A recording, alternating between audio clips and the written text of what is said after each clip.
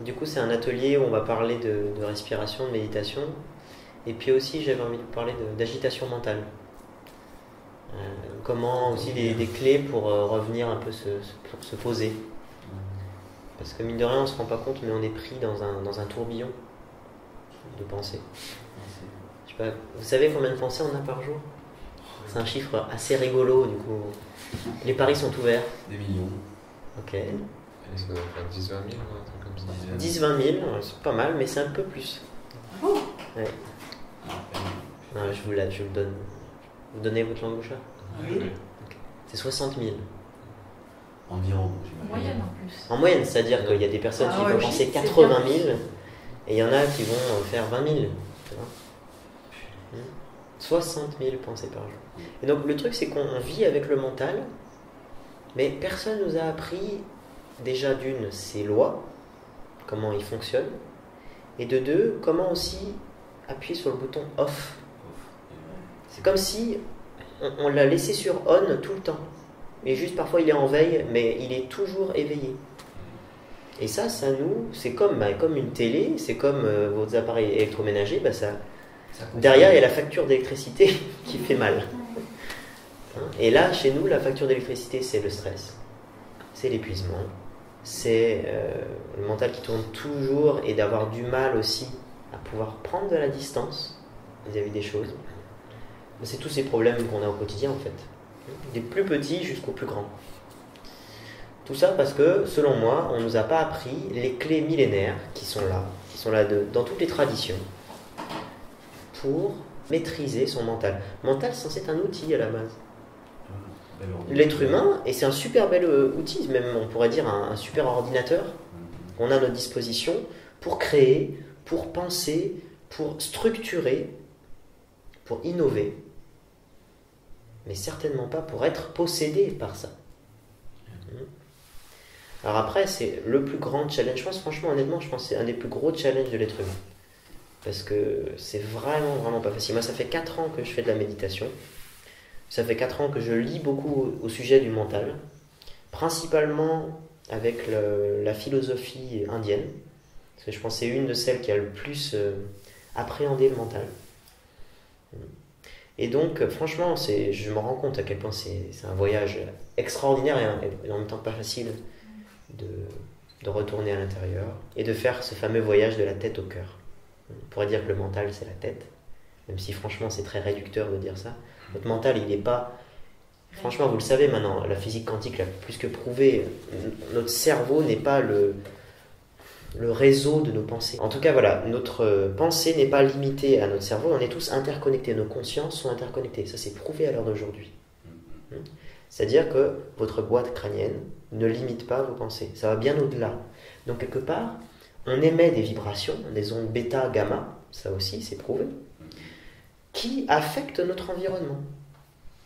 Donc c'est pas juste moi qui suis agité, c'est aussi moi qui agite mon environnement. Et inversement, je suis agité par mon environnement.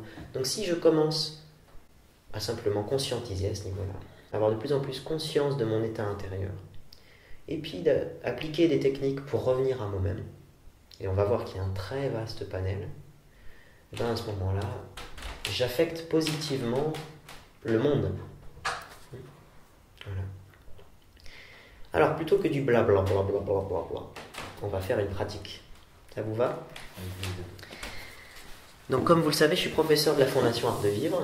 Et au cœur de ce qu'on enseigne, il y a vraiment la respiration, number one. Et en deuxième, la méditation. Pourquoi la respiration en premier? Parce qu'en fait, si on décide de méditer sans avoir pris un temps pour se poser avant, c'est très difficile. Je pense que pas mal d'entre nous ont déjà essayé la méditation et on sait que c'est pas forcément très facile d'entrer directement dans le vif du sujet si l'esprit est déjà hyper agité. Pour ça, depuis des millénaires, les yogis utilisent des techniques de respiration, par exemple, ça pourrait être autre chose, mais des techniques de respiration pour commencer à apaiser le mental et du coup entrer en méditation naturellement, c'est-à-dire la méditation. Qu'est-ce que c'est d'ailleurs?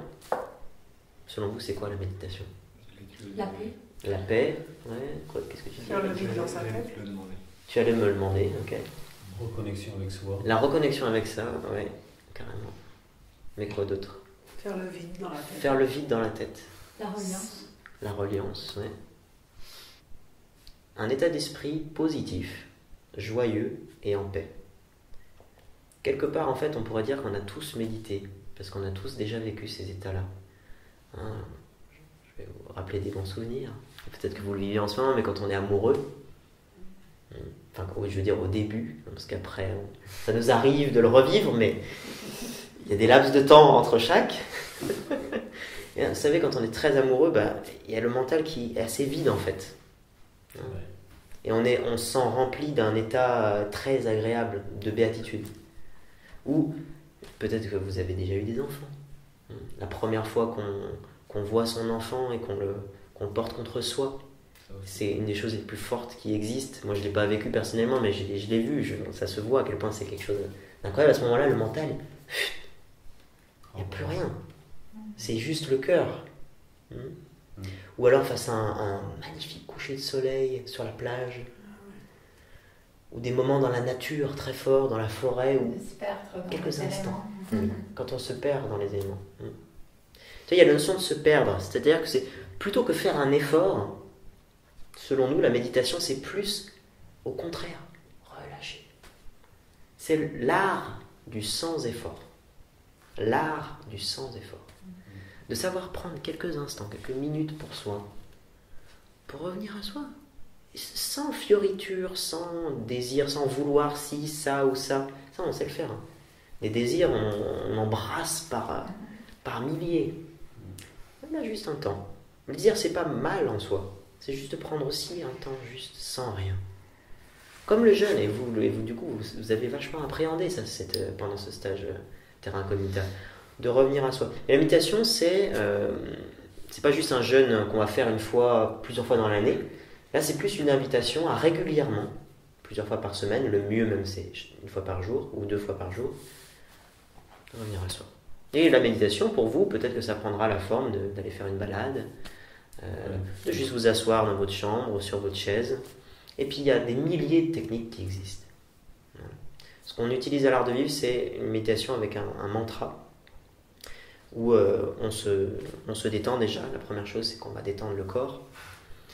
La deuxième chose, c'est qu'on va sentir qu'on est dans un environnement, c'est-à-dire qu'on appréhende les bruits, etc., et qu'on les accepte. On accepte l'environnement tel qu'il est. Et puis après, on va utiliser un mantra qui est personnel, donc il faut faire un stage pour ça. On donne un mantra, et c'est un son intérieur, en fait, qu'on utilise pour aller profondément, relâcher ce son et descendre en méditation.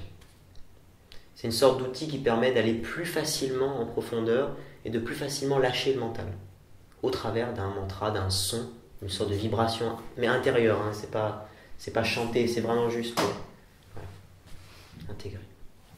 Donc moi, je ne suis pas professeur de l'art de méditer, ce fameux stage de l'art de vivre, mais par contre, je peux enseigner les bases, vraiment les bases de la méditation, qui sont le fait de se détendre, et de commencer à aller vers l'intérieur.